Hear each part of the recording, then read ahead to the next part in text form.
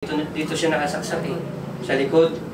Nakatutok yung kutsilyo. Nung nalingat, doon ka na sinunggaban.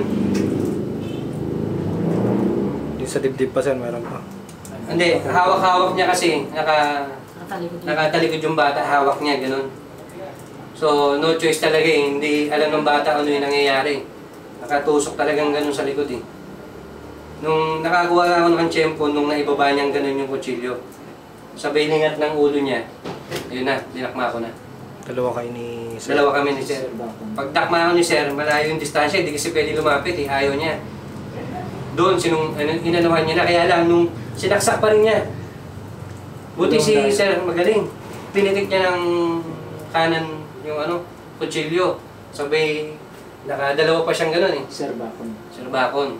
Pag gano'n niya, hawak-hawak ko na yung kamay, wala, binaba ko na, finish ko na. Doon na siya na